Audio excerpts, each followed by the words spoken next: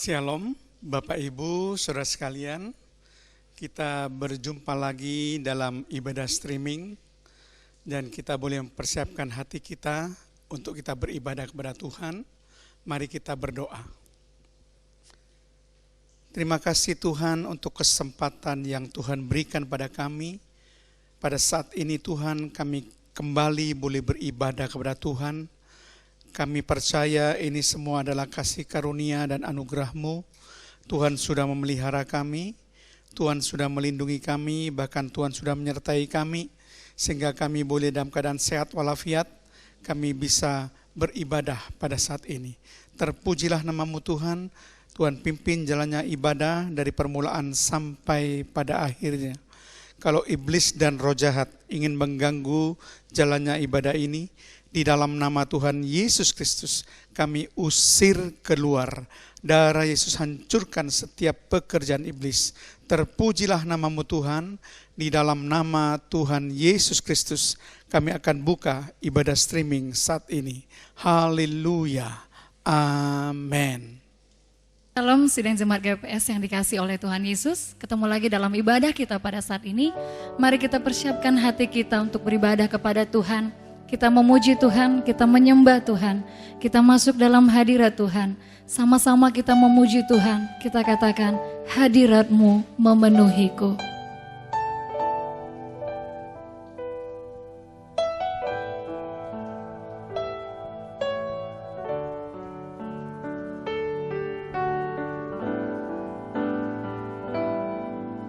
Tuhan hadir di bait kudusnya,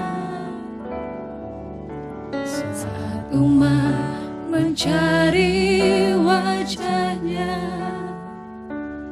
berseru, berdoa, bersujud menyembah, dan menikmati kehadirannya.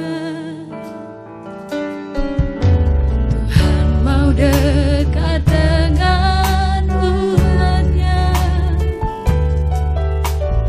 datang dengan segenap hatinya, berseru, berdoa, bersujud menyembah, dan menikmati kehadiran-Mu, hadirat-Mu memenuhiku,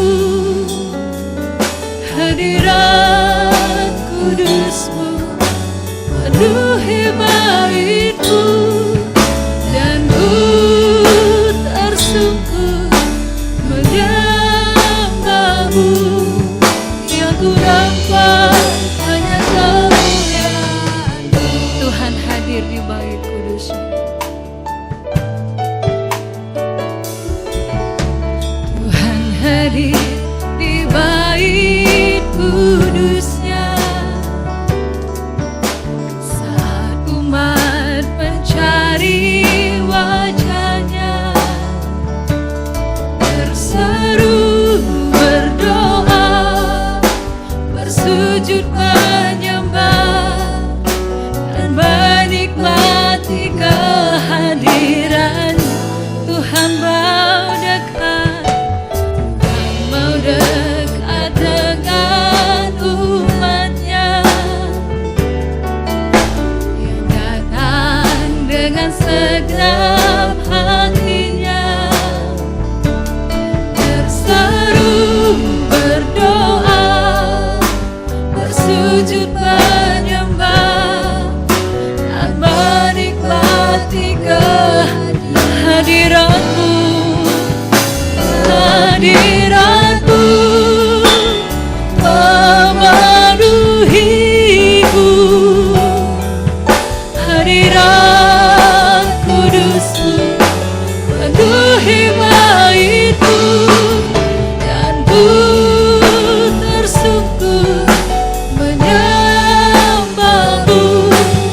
Yang ku nampak hanya hadirat-Mu, hadirat-Mu memenuhiku.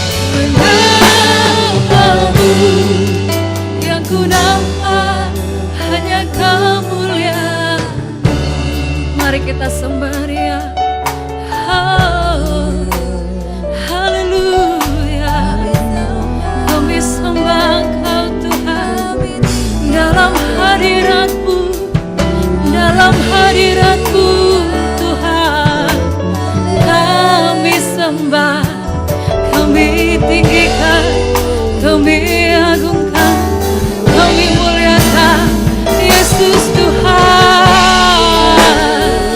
Allah yang maha tinggi, Allah yang maha mulia, kami senang, kami tinggikan nama-Mu Yesus Tuhan, Yesus Raja. Layak Kau dipuji, layak Kau disembah ya Tuhan.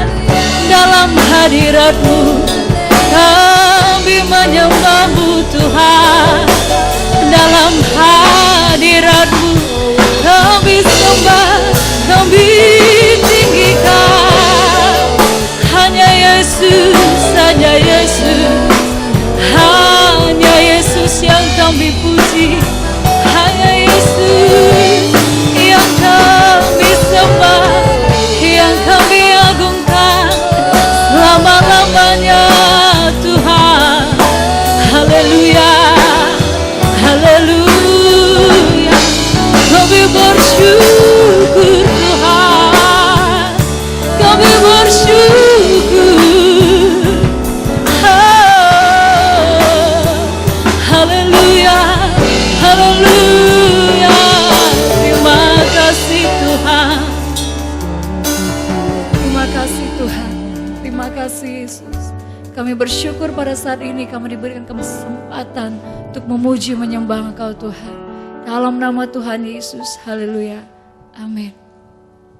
Puji Tuhan, mari sama-sama kita memuji Tuhan. Kita katakan, besarkan nama Tuhan.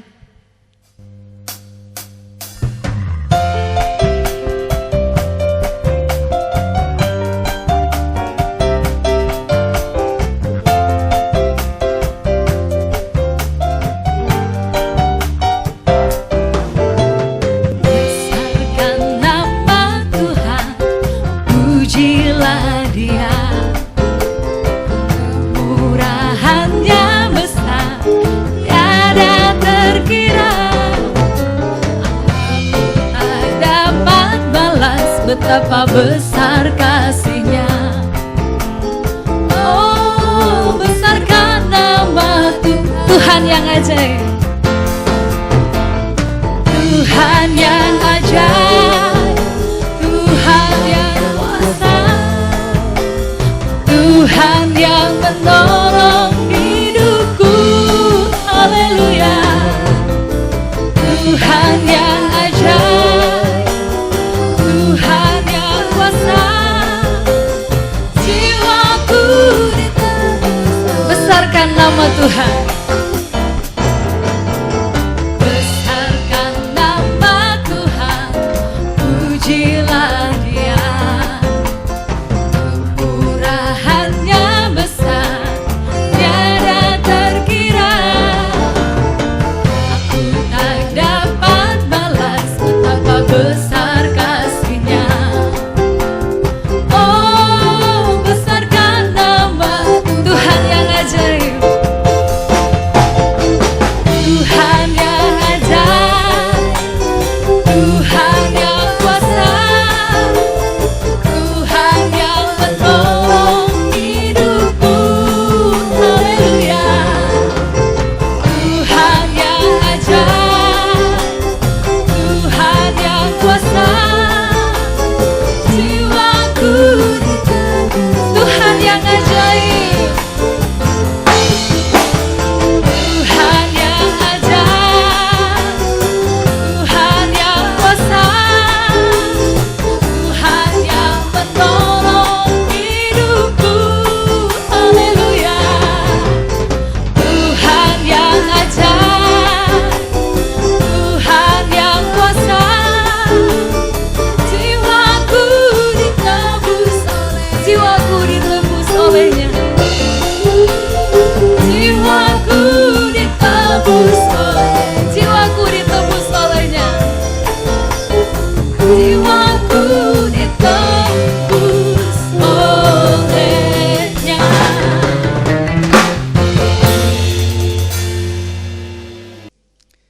Kita sudah memuji memuliakan dan mengagungkan Tuhan, tibalah saatnya kita akan masuk dalam firman Tuhan. Mari kita berdoa. Tuhan, kami sudah memuji, mengagungkan dan memuliakan nama-Mu. Kami percaya puji-pujian kami boleh Engkau terima sebagai persembahan yang harum di hadapan-Mu. Kami percaya bahwa hati kami sudah dibajak, siap untuk menerima benih-benih firman Allah yang akan ditaburkan Tuhan. Roh Kudus tetap memberikan kepada kami hikmat, akal, budi, kebijaksanaan untuk kami boleh mengerti kebenaran firman-Mu. Di dalam nama Tuhan Yesus Kristus kami pelaskan doa kami dan mengucap syukur. Haleluya. Amin. Shalom Bapak Ibu Saudara sekalian. Pada kesempatan ini saya akan membahas satu kebenaran firman Tuhan yang saya beri judul Kasih Karunia yang diterima oleh orang percaya.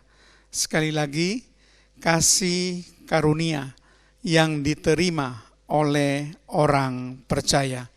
Bacaan Alkitab kita akan kita ambil di dalam surat Efesus pasal yang kedua, ayat yang pertama sampai ayat yang ketiga.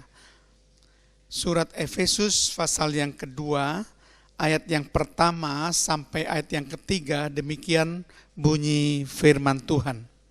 Ayat yang pertama, kamu dahulu sudah mati karena pelanggaran-pelanggaran dan dosa-dosamu. Ayat yang kedua, kamu hidup di dalamnya karena kamu mengikuti jalan dunia ini. Karena kamu mentaati penguasa kerajaan angkasa, yaitu roh yang sekarang sedang bekerja di antara orang-orang durhaka. Ayat yang ketiga, sebenarnya dahulu kami semua juga terhitung di antara mereka. Ketika kami hidup di dalam hawa nafsu daging dan menuruti kehendak daging dan pikiran kami yang jahat. Pada dasarnya kami adalah orang-orang yang harus dimurkai sama seperti mereka yang lain. Nah Bapak Ibu Saudara sekalian, bacaan Alkitab kita ini memberikan suatu pengajaran pada kita bahwa kita sudah menerima 3 kasih karunia dari Tuhan.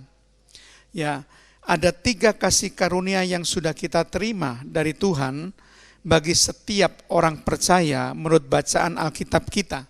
Kita akan mencoba untuk menggalinya satu persatu. Kira-kira apa kasih karunia yang sudah diterima oleh orang percaya? Saya percaya Bapak Ibu Saudara sekalian, kalau kita percaya kepada Tuhan Yesus Kristus, kita pasti menerima sesuatu yang bermanfaat, yang berguna. Bukan cuma untuk hal-hal yang ada di dunia ini saja, tapi juga untuk mempersiapkan kita untuk masuk ke dunia setelah kematian atau dunia kekekalan. Jadi percaya kepada Yesus akan mendapatkan manfaat yang begitu besar, baik di dunia ini di mana kita hidup maupun dunia yang akan datang. Kita akan menerima kasih karunia anugerah Tuhan yang besar karena kita percaya kepada Tuhan Yesus Kristus. Mari kita gali Bapak Ibu, kira-kira apa kasih karunia yang diterima oleh orang percaya. Yang pertama Saudara, kita dilepaskan dari kematian rohani. Yang pertama, kita dilepaskan dari kematian rohani, yaitu kematian akibat pelanggaran dan dosa-dosa kita. Jadi kematian rohani itu adalah kematian yang disebabkan karena pelanggaran-pelanggaran kita, karena dosa-dosa kita. Kematian rohani itu menggambarkan putusnya hubungan kita dengan Tuhan karena dosa-dosa kita. Kematian itu ada 3 macam Bapak Ibu. Yang pertama adalah kematian fisik atau kematian jasmani kalau kita meninggal dunia. Ya seperti kita menjalani secara wajar hidup kita, kemudian kita dipanggil Tuhan, lalu kita akan dikuburkan, itu adalah kematian fisik. atau kematian jasmani, di mana tubuh yang fana kita ini akan dikuburkan dari debu kembali kepada debu. Tapi jiwa dan roh kita tidak mati, Bapak Ibu, kembali kepada Allah yang menciptakan kita. Jadi yang mati itu hanya tubuh fisik atau tubuh jasmani. Itu adalah kematian jasmani yang akan diderita oleh setiap orang secara normal, Bapak Ibu. Memang setiap orang satu kali pasti akan mati. Kalau kita tiba waktunya dipanggil oleh Tuhan, itu kematian jasmani. Kemudian kematian rohani itu adalah kematian karena putusnya hubungan kita dengan Allah disebabkan oleh dosa-dosa dan pelanggaran kita. Jadi ketika kita berbuat dosa, lalu hubungan kita dengan Tuhan menjadi terputus, itu adalah kematian rohani. Kemudian yang ketiga itu adalah kematian kekal atau kebinasaan kekal. Kalau kita masuk di dalam api neraka kekal. Kalau kita masuk dalam neraka, itulah kematian kekal. Jadi ada 3 macam kematian, yaitu kematian jasmani atau kematian fisik, kematian rohani, dan kematian kekal, yaitu kematian di dalam neraka, dalam Gehenna yang kekal. Nah, Bapak Ibu sekalian, di sini dikatakan dalam ayat yang pertama, kamu dahulu sudah mati karena pelanggaran dan dosa-dosamu. Perhatikan baik-baik, kamu dahulu sudah mati. Mati karena apa, Bapak Ibu? Karena pelanggaran dan dosa-dosamu. Jadi di sini berarti kematian rohani. Tetapi puji nama Tuhan Yesus Kristus bahwa kita ini dihidupkan kembali oleh karena penebusan Tuhan Yesus. Kalau Bapak Ibu melihat dalam ayat selanjutnya dari bacaan ayat Alkitab kita, bahwa kematian rohani yang terjadi pada kita itu sudah ditebus oleh Tuhan Yesus Kristus di atas kayu salib. Dosa-dosa kita sudah ditebus di atas kayu salib oleh kematiannya, sehingga akhirnya dia menghidupkan kita kembali. Mari kita baca dalam Efesus pasal 2 ayat 4-5, lanjutan dari bacaan Alkitab kita, dikatakan demikian.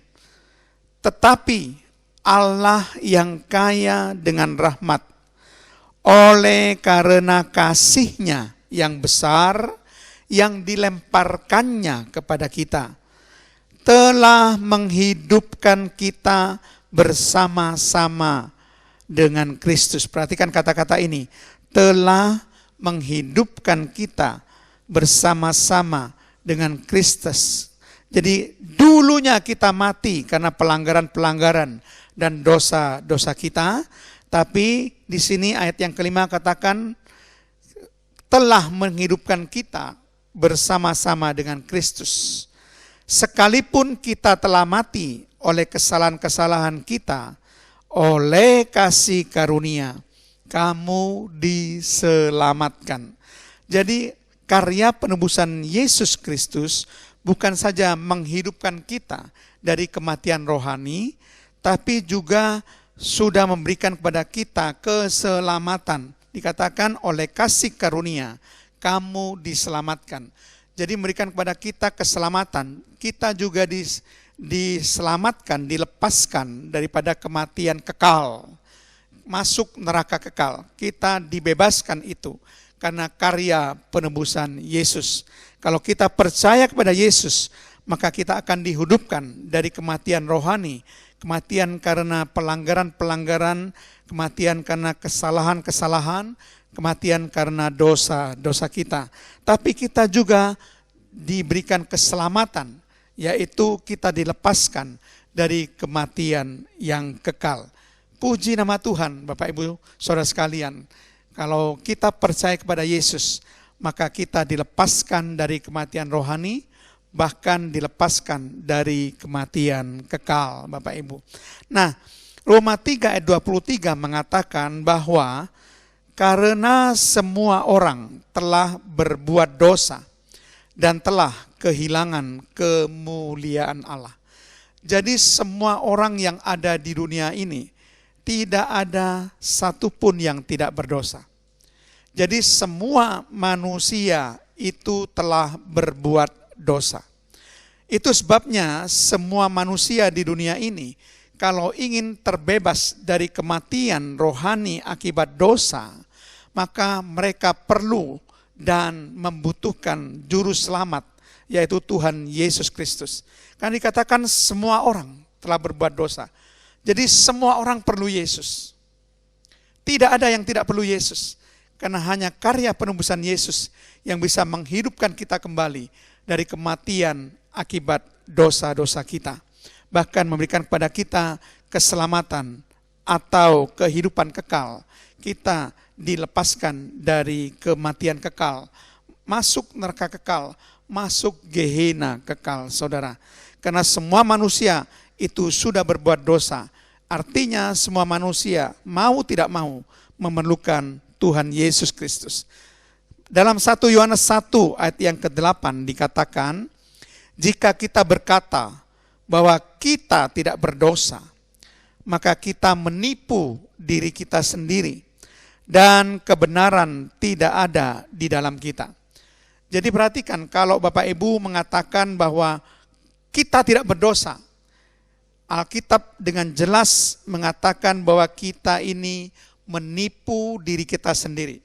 Karena semua orang termasuk kita itu berdosa, Bapak Ibu. Tidak ada manusia yang tidak berdosa. Kalau kita mengatakan bahwa kita tidak berdosa, dikatakan kebenaran tidak ada di dalam diri kita. Dikatakan bahwa kita menipu diri kita sendiri. Alkitab juga menegaskan kenapa Yesus sebagai jalan keluar. Dalam 1 Timotius 1 ayat yang ke-15. 1 Timotius 1 ayat yang ke-15 dikatakan, perkataan ini benar dan patut diterima sepenuhnya. Kristus Yesus datang ke dunia, perhatikan, Kristus Yesus datang ke dunia untuk menyelamatkan orang berdosa. Sekali lagi, untuk menyelamatkan orang berdosa. Dan di antara mereka akulah yang paling berdosa. Ini perkataan Rasul Paulus. Rasul Paulus juga mengakui bahwa dia juga orang berdosa. Bahkan dia mengakui orang yang paling berdosa. Kerendahan hatian Rasul Paulus sangat luar biasa. Bukan saja mengatakan dia berdosa, tapi dia adalah orang yang paling berdosa. Nah, Bapak Ibu Saudara sekalian, di sini dikatakan dengan jelas jalan keluar akibat kematian dari dosa, kematian rohani karena dosa, itu adalah Yesus Kristus. Dikatakan di sini pribadi Yesus Kristus yang bisa menjadi jalan keluar untuk menghidupkan kita dari kematian akibat dosa. Ini disebutkan bahwa Kristus Yesus datang ke dunia untuk menyelamatkan orang berdosa, yaitu kita-kita ini semua. Kita bisa mendapatkan keselamatan dari kematian kekal. Kita bisa dihidupkan kembali dari kematian rohani akibat dosa kalau kita percaya kepada Yesus dan mengaku bahwa Tuhan Yesus Kristus itu adalah Tuhan dan Juru Selamat, dan juga menerima dia. Bukan cuma mengaku dengan mulut, tapi hati kita percaya dan menerima Tuhan Yesus sebagai Tuhan dan Juru Selamat. Dan kita akan melihat penegasan ayat yang menegaskan bahwa kita selain dibebaskan dari kematian rohani karena dosa, juga dibebaskan dari kematian kekal dan digantikan kehidupan kekal. 1 Yohanes 5 ayat 12 sampai 13. Barang siapa memiliki anak, ia memiliki hidup. Barang siapa tidak memiliki anak, anak ini huruf besar artinya putra Allah, yaitu Tuhan Yesus, ia tidak memiliki hidup. Semuanya ini kutuliskan kepada kamu supaya, perhatikan, kamu yang percaya kepada nama anak Allah, artinya kamu yang percaya kepada Yesus Kristus, tahu bahwa kamu memiliki hidup yang kekal. Ini suatu kepastian Bapak Ibu, bahwa mereka yang percaya kepada Tuhan Yesus Kristus anak Allah mengetahui bahwa mereka memiliki kehidupan yang kekal. Artinya mereka mendapatkan keselamatan Artinya mereka dilepaskan dari kematian kekal. Selain kematian rohani karena dosa, putusnya hubungan dengan Allah karena dosa, kita juga dilepaskan dari kematian kekal. Masuk neraka kekal, kita dilepaskan dari semuanya itu. Puji nama Tuhan, kalau Yesus Kristus mau datang ke dunia, berinkarnasi, mati di atas kayu salib untuk menebus dosa kita, menanggung segala dosa-dosa kita, supaya kita semua boleh dilepaskan, bukan saja dari kematian rohani karena dosa-dosa dan pelanggaran kita, tapi kita juga dilepaskan dari kematian kekal, yaitu kematian di dalam neraka kekal, kebinasaan kekal. Itu yang pertama, kasih karunia yang diterima oleh setiap orang percaya karena Tuhan Yesus Kristus. Kemudian yang kedua Bapak Ibu, kita akan melihat Efesus pasal yang kedua, ayat yang kedua sampai ayat yang ketiga bagian A, dikatakan demikian. Kamu hidup di dalamnya, karena kamu mengikuti jalan dunia ini. Perhatikan, kamu mengikuti jalan dunia ini. Karena kamu mentaati penguasa kerajaan angkasa, yaitu roh yang sekarang sedang bekerja di antara orang-orang durhaka. Sebenarnya dahulu kami semua juga terhitung di antara mereka. Ketika kami hidup di dalam hawa nafsu daging dan menuruti kehendak daging dan pikiran kami yang jahat. Nah, Bapak Ibu Saudara sekalian, bukan saja kita dilepaskan dari kematian rohani dan kematian kekal, yang kedua kita dilepaskan dari jalan dunia. Oleh karena karya penebusan Yesus Kristus, kita juga dilepaskan dari jalan dunia. Nah, perhatikan kalimat yang terdapat dalam ayat bacaan tadi, Efesus pasal 2. Ayat yang kedua dikatakan bahwa kita mengikuti jalan dunia ini karena apa? Ini ada dua sebab disebutkan dalam ayat ini. Di dalam ayat yang ketiga disebutkan bahwa karena kita mentaati penguasa kerajaan angkasa. Siapa penguasa kerajaan angkasa? Itu adalah iblis dan roh jahat. Penguasa kerajaan angkasa itu adalah penguasa-penguasa udara yang disebutkan di dalam Efesus pasal 6 ayat yang ke-12.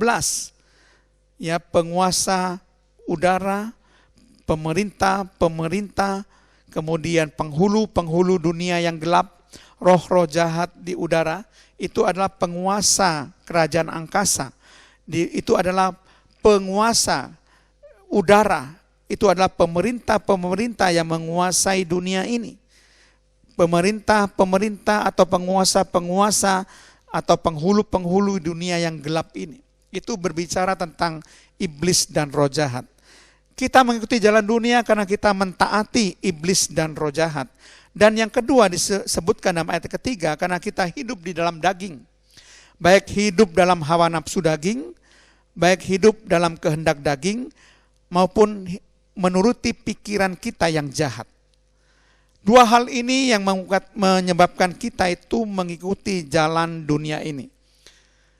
Jadi Bapak Ibu, kalau kita tidak ingin mengikuti jalan dunia ini, jangan memberikan kesempatan kepada iblis. Jangan kita menuruti iblis dan roh jahat. Jangan kita mentaati penguasa kerajaan angkasa, iblis dan roh jahat. Jangan kita hidup di dalam daging, supaya kita tidak hidup di jalan dunia ini. Pada ayat firman Allah mengatakan suatu nasihat yang sangat baik. Yang pertama dalam Roma 12 ayat yang kedua dikatakan, janganlah kamu menjadi serupa dengan dunia ini, tetapi berubahlah oleh pembaharuan budimu, sehingga kamu dapat membedakan manakah kehendak Allah, apa yang baik, yang berkenan kepada Allah, dan yang sempurna. Perhatikan, ada satu nasihat supaya kita tidak menjadi serupa dengan dunia ini. Bukan saja mengikuti jalan dunia ini, tapi kita diwanti-wanti supaya kita tidak menjadi serupa dengan dunia. Supaya kita bisa membedakan manakah kehendak Allah, apa yang baik, apa yang berkenan pada Allah, dan apa yang sempurna kalau kita tidak menjadi serupa dengan dunia. Kalau kita menjadi serupa dengan dunia, kita tidak bisa membedakan kehendak Allah. Kalau kita menjadi serupa dengan dunia, kita tidak bisa membedakan apa yang baik, apa yang berkenan kepada Allah, dan apa yang sempurna. Tidak bisa.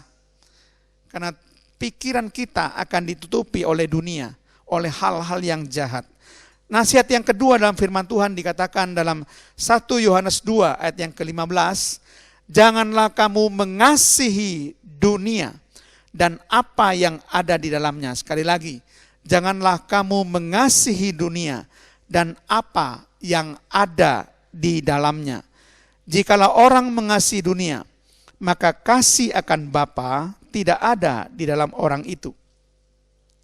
Nasihat yang kedua, janganlah kita mengasihi dunia dan apa yang ada di dalamnya. Tidak boleh serupa dengan dunia, tapi juga tidak boleh mengasihi dunia dan apa yang ada di dalam dunia. Karena itu akan membawa kepada kebinasaan.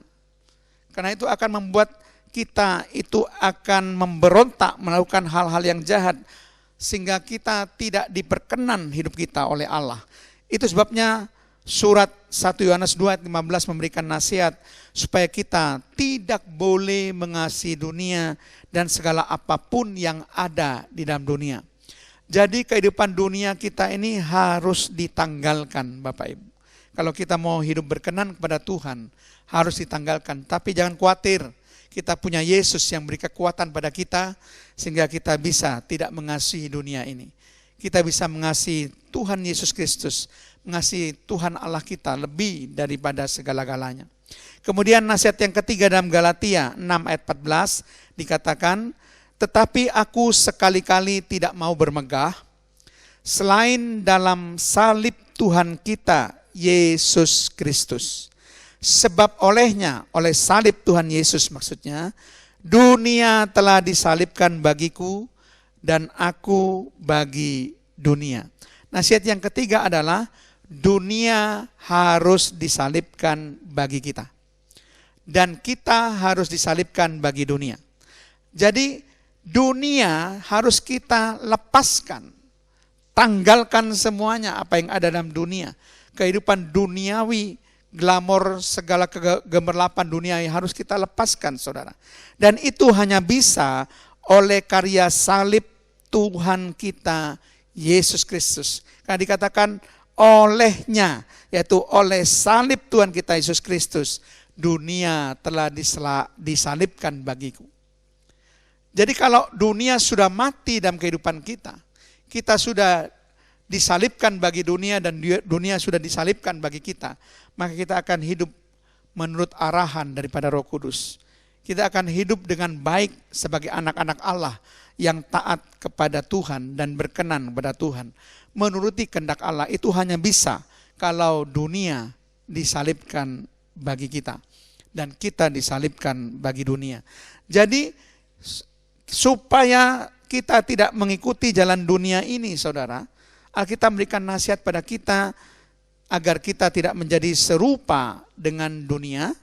Yang kedua, agar kita tidak mengasihi dunia dan apa yang ada di dalamnya. Dan yang ketiga, supaya dunia disalibkan bagi kita dan kita disalibkan bagi dunia. Nah, saudara, perhatikan baik-baik, dikatakan di sini bahwa kita tidak boleh mentaati penguasa kerajaan angkasa. Kita tidak boleh mentaati iblis dan segala roh jahatnya. Memang dunia ini, saudara, berada dalam kuasa iblis. 1 Yohanes 5 ayat 19 dikatakan, kita tahu bahwa kita berasal dari Allah dan perhatikan, seluruh dunia berada di bawah kuasa si jahat. Siapa si jahat? Itu adalah iblis. Seluruh dunia berada di bawah kuasa si jahat. Itu sebabnya ketika kita mentaati kepada iblis atau si jahat, maka kita akan mengikuti jalan dunia ini. Ketika kita mentaati iblis dan roh jahat, maka kita akan serupa dengan dunia ini. Kita akan mengasihi dunia ini. Kita akan hidup dalam kehidupan duniawi, saudara, yang tidak berkenan kepada Tuhan. Itu sebabnya saudara, kita harus lawan iblis. Kita harus kalahkan iblis. Kita tidak mau mentaati iblis dan segala roh jahatnya. Efesus 6 ayat 12 katakan, karena perjuangan kita bukanlah melawan darah dan daging, tetapi melawan pemerintah-pemerintah, melawan penguasa-penguasa, melawan penghulu-penghulu dunia yang gelap ini, melawan roh-roh jahat di udara. Ini adalah kerajaan kegelapan, hierarki kerajaan kegelapan, kerajaan iblis, saudara. Pemerintah-pemerintah, penguasa-penguasa, penghulu-penghulu dunia, roh-roh jahat. Kita harus melawan itu. Bukan cuma melawan darah dan daging, tapi kita juga harus melawan iblis dan segala roh jahatnya. Kita harus melawan, saudara, mengambil oposisi dengan iblis dan roh jahatnya. Karena kita hanya bisa memilih, kita berpihak kepada Allah atau berpihak pada iblis. Tidak bisa dua-duanya, saudara. Harus memilih salah satu. Kita harus berpihak pada Allah kalau kita ingin berkenan pada Allah. Kalau hidup kita ingin diberkati oleh Allah. Kita harus melawan iblis dan segala roh jahatnya, supaya kita tidak mengikuti jalan dunia ini.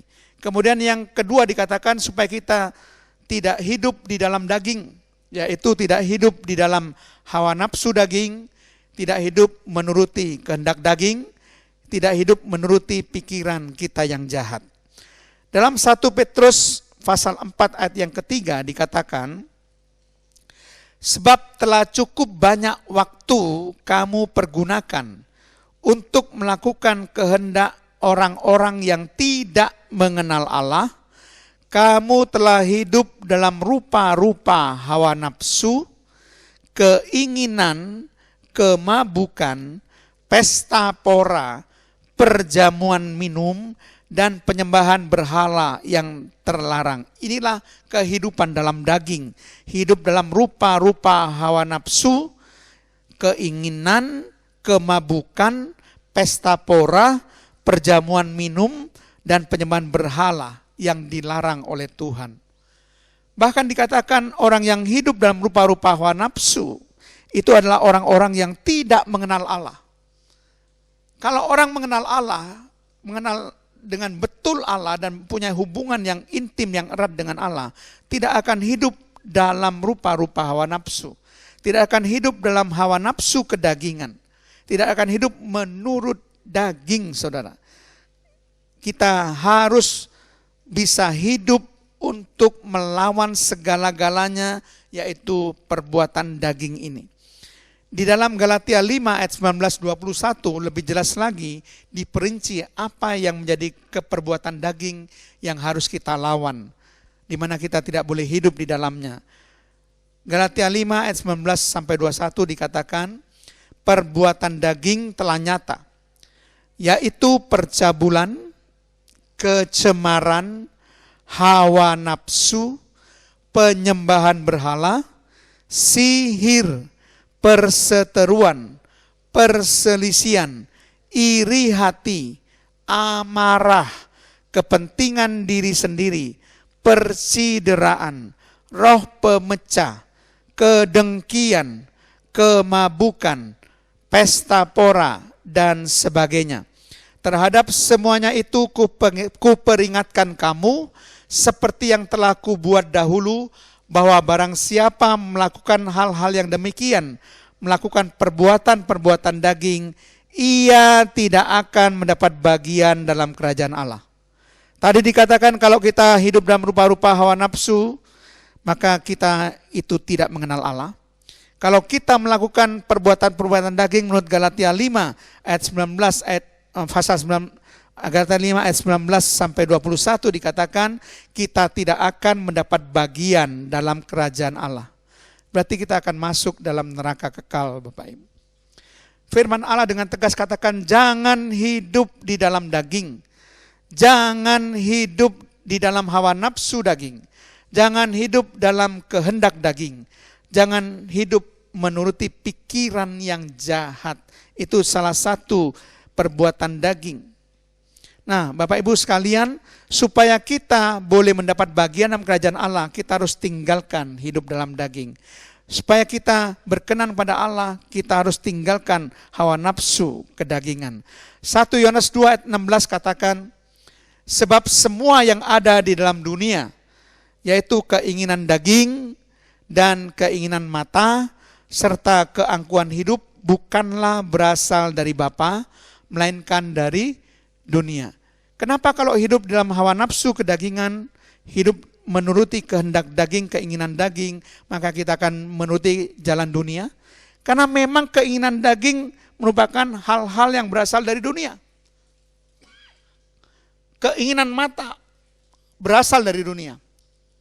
Keangkuhan hidup juga berasal dari dunia. Sehingga tidak heran kalau kita menuruti hidup dalam daging, maka kita akan mengikuti jalan dunia ini. Tapi puji nama Tuhan, kita boleh dilepaskan melalui karya penebusan Yesus, sehingga kita tidak mengikuti jalan dunia ini. Galatia 5 ayat 16 katakan, maksudku ialah hiduplah oleh roh, ini roh huruf besar adalah Roh Kudus, maka kamu tidak akan menuruti keinginan daging. Supaya kita tidak hidup dalam daging, tidak hidup menuruti keinginan daging, tidak hidup dalam hawa nafsu daging, tidak hidup menuruti kehendak daging, maka dikatakan kita harus hidup dipimpin oleh Roh Kudus. Kalau kita hidup oleh Roh Kudus, maka kita tidak akan menuruti keinginan daging. Itu caranya Bapak Ibu, supaya kita tidak hidup di dalam daging. Kemudian yang ketiga, kasih karunia yang diterima oleh orang percaya. Efesus pasal 2 ayat yang ketiga B dikatakan, pada dasarnya kami adalah orang-orang yang harus dimurkai, sama seperti mereka yang lain. Nah, yang ketiga adalah kasih karunia yang diterima oleh orang percaya, kita dilepaskan dari murka Allah. Tetap karena karya penebusan Yesus. Karena Yesus Kristus menyebabkan kita ini dilepaskan dari murka Allah. Coba perhatikan baik-baik Yohanes pasal 3 ayat 36 dikatakan begini. Barang siapa percaya kepada anak, percaya kepada Yesus, ia beroleh hidup yang kekal. Tetapi barang siapa tidak taat kepada anak, tidak taat kepada Yesus, ia tidak akan melihat hidup, tidak akan melihat hidup kekal, melainkan murka Allah tetap ada di atasnya. Kalau kita tidak percaya kepada Yesus, tidak taat kepada Yesus, maka dikatakan menurut Yohanes 3:36, murka Allah ada di atas kita. Jadi kita pasti ditimpa oleh murka Allah. Jadi satu-satunya supaya kita tidak ditimpa oleh murka Allah, maka kita harus percaya kepada Yesus sebagai jalan keluar. Tidak ada jalan lain, saudara. Dan Roma pasal 5 ayat 9. Roma pasal 5 ayat 9 mengatakan, lebih-lebih karena kita sekarang telah dibenarkan oleh darahnya. Perhatikan, telah dibenarkan oleh darahnya, darah Yesus Kristus.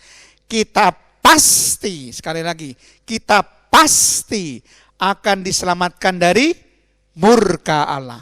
Supaya kita diselamatkan dari murka Allah dan kita pasti diselamatkan dari murka Allah, maka kita harus menerima Yesus sebagai Tuhan dan Juru Selamat. Karena hanya oleh darah Yesus saja kita bisa dibenarkan dan diselamatkan dari murka Allah. Jadi Bapak Ibu Saudara sekalian, kalau kita simpulkan, apa kasih karunia yang diterima oleh orang percaya? Yang pertama, kita dilepaskan dari kematian rohani dan kematian kekal. Yang kedua, kita dilepaskan dari jalan dunia. Dan yang ketiga, kita dilepaskan dari murka Allah. Saya percaya Bapak Ibu Saudara sekalian, kalau kita percaya kepada Yesus, maka karya penebusan Yesus akan melepaskan kita dari semuanya ini. Mari kita berdoa. Terima kasih Tuhan, hamba-Mu sudah menyampaikan kebenaran firman-Mu, dan kami percaya seluruh jemaat akan mendapatkan berkat. Tuhan jamah setiap hati, supaya mereka semua tidak hidup mengikuti jalan dunia ini. Supaya mereka semua tidak melakukan pelanggaran-pelanggaran dan dosa-dosa. Supaya mereka semua boleh dilepaskan dari murka Allah. Tuhan, kami percaya Tuhan, semua jemaat pasti akan diberkati. Kita akan nyanyikan, kami memuji kebesaran-Mu.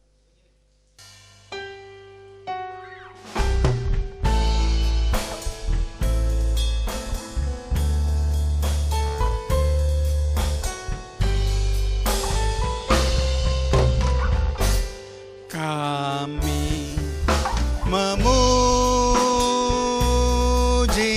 kebesaran-Mu,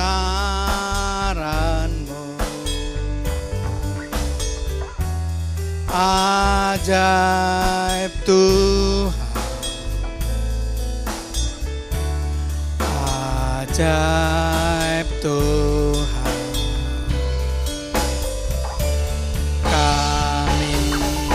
Memuji kebesaran-Mu, ajaib Tuhan, ajaib Tuhan, ajaib Tuhan, ajaib Tuhan,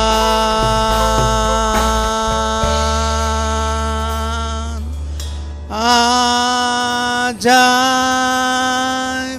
Tuhan.